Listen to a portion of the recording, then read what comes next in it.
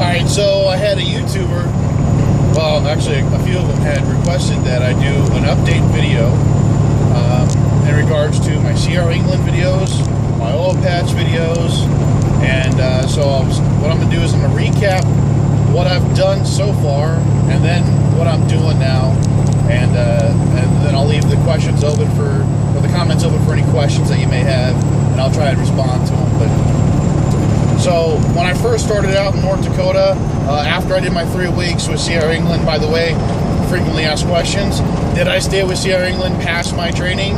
No, I did 3 weeks. Did I owe them money? Yes, I had to still pay my school, which is what I agreed to anyways, so yeah.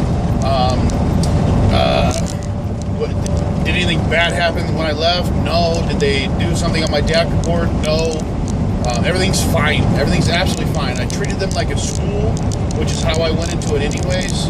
So, as far as CR England's concerned, everything's on the good. You know, I'm almost paid off on my school loan, so it's whatevs. But when I started out in North Dakota, that was with Maxim Petroleum. They were paying $25 an hour. You were getting 84 hours a week is pretty much what they were selling. Benefits all the way around. Did that for about 6 months. It was a pretty decent job. You hauled fuel to the fracs, to the drilling rigs. Other places you hauled lubes and things like that, you know, whatever greases that they need, wireline and whatnot. So anyway, for 6 months I did that. Got on with On-Site Safety, which is a safety company where they needed CDL drivers to drive their fire trucks and their safety vehicles, whatever. What I thought I was going into was definitely not what it was. I thought I was actually gonna be a firefighter and fight fires. Now my title was firefighter, and I thought that was a neat thing because, you know, I'm fat and there's really no fat firefighters except for the chiefs apparently. But so anyways, I thought it was kind of cool. You know, I'd be doing something really interesting, really neat. But once I got into it, I was actually embarrassed to say that I was a firefighter because I knew that there were real firefighters out there, you know, particularly ones in great shape, you know, and that's what they did for a living. That was their career, and I just felt like an imposter.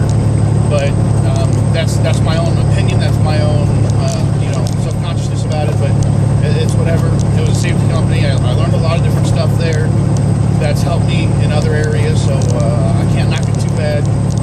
I was there for a year. Actually, it was just shy of a year. It was like a few days, just shy of a year. And then I went over to start hauling crude. I worked for an owner-operator, and I'll get about working for owner-operator shit in a little bit. But worked for an owner-operator for about 3 months. I was being brought in, and I was supposed to make 27% of the truck. I'd go to 28% after 90 days or so. And all that was true. I did start off at 27. I was on one well. You know, they had one well basically that they took care of. It was flowing like crazy, so there was plenty of work on that aspect. Excuse me, I don't know why I'm coughing. So anyways, started off on crude. They lost their contract, so after 3 months I had to go and find something else. For a couple weeks I hauled water with the guy just in the interim. He knew it was short term, you know, that was the agreement we had. But so anyways, water I think is really boring. I think it's super boring actually. But I was doing like dust control and hauling production water. You know, and I'm not trying to offend or knock anyone's water hauling jobs. It was just my opinion of it. I thought it was boring. Crude is fairly boring too, but there's more to it. After I left that owner-operator, I went over to Hoffman Trucking. I hauled crude with them for 9 or 10 months. I personally wasn't getting along with management. That's not a good excuse to be leaving a job or something like that. You're always going to find someone that you don't get along with. But I couldn't get along with them at all. I got a different job offer from Baker Hughes to go for frac, so I took it. The benefits were better, which is actually really why I quit, because the benefits, I was having a daughter, a baby girl, so I needed health benefits that included her. And with Hoffman, they just weren't there. It was very expensive. It was going to be like $800 a month to have her. So when I got the offer from Baker Hughes, I went ahead and just took that. So I fracked for about 5 months. Frackers are an interesting breed, and I don't mean to offend anybody on this either, but if you think truck drivers are whiny little bitches, you should hang out with a frack crew for about a week, and you will love a truck driver. This may not be true for every fracker out there, but the crew that I worked with, I was ready to shoot myself on a daily basis because of these guys and the high school drama bullshit. I could not stand it anymore. I also apparently don't have as big a balls as I thought I did, because when it was 30 below and we were outside swinging hammers, I wanted no part of that. Those guys, I was working with them, but I just wanted to hide out in the truck. I didn't want anything to do with 30 below, with 50-something negative wind chills. F that. So anyways, I was really losing interest after that. I mean, the drama was one thing. I could sort of put up with it, it was kind of day by day. I'd go home, do my time off, I'd feel great, I'd be ready to go back to work, and before you know it, I'm at work, I'm driving to work to Dickinson, and I'm like, why am I doing this? I really don't want to do this anymore.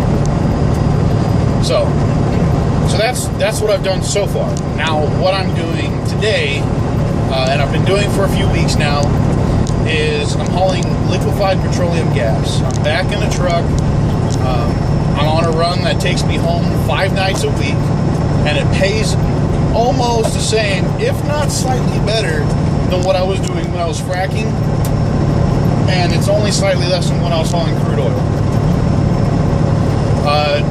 Right now I'm actually heading to Denver because the facility is frozen. They don't have enough product for everybody to haul, so I'm doing some side work down in Denver.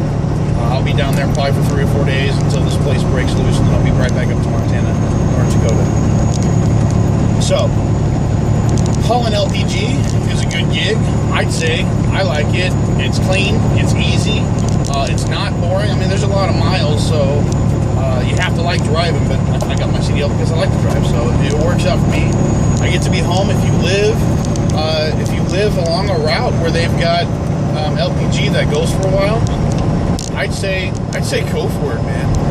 Like I said, this takes me home. I get home 3 nights a week on Monday through Friday, and then I'll have weekends off. So I'm home 5 total. I'll get 2 full days off. I do 3 loads a week. They pay about $600 to me, so it's not a bad gig. It's really not. And I work 4 weeks out of the month, so it really helps average out, what you're gonna make. I'm in a long-nosed Pete, and I'm about to be blinded. And that ain't gonna work. So anyways, working for an owner-operator, one of the things to keep in mind is that a lot of times you don't have health benefits.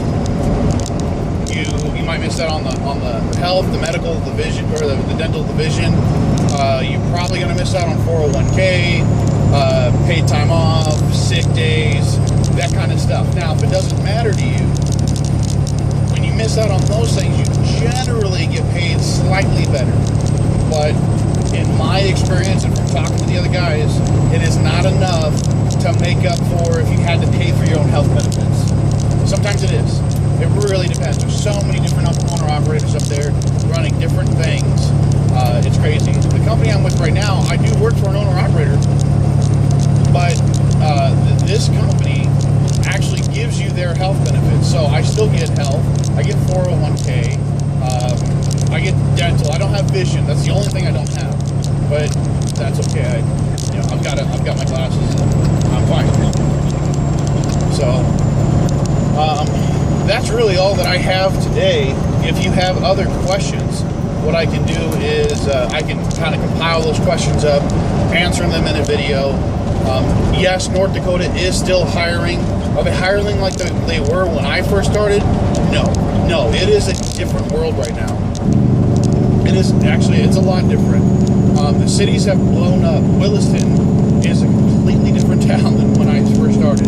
They've got things like Buffalo Wild. I mean, there are restaurants.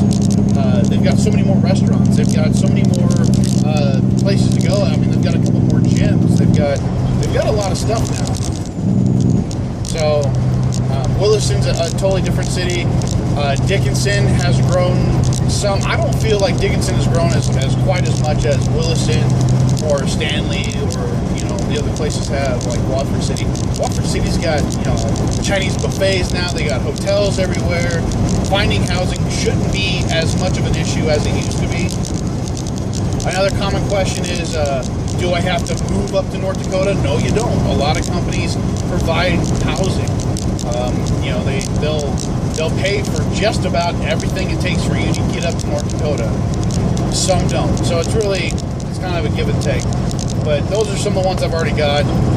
You know, I've got a whole bunch. I don't have them in front of me, but so anyways, ask your questions below. Please don't have the same questions that I've already answered in this video. I can understand if you have some questions in a different video, that's all right. But I get a lot of questions of things that I've already answered. And I kind of get tired of answering the same question over and over again.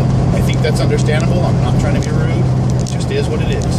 So ask your questions below. I'll try and respond to them in another video. I'll get some of the best ones, and we'll go from there. Thanks for listening. Thanks for subscribing. I really appreciate it. And as soon as I'm able to, I'll go ahead and upload this thing. Thank you.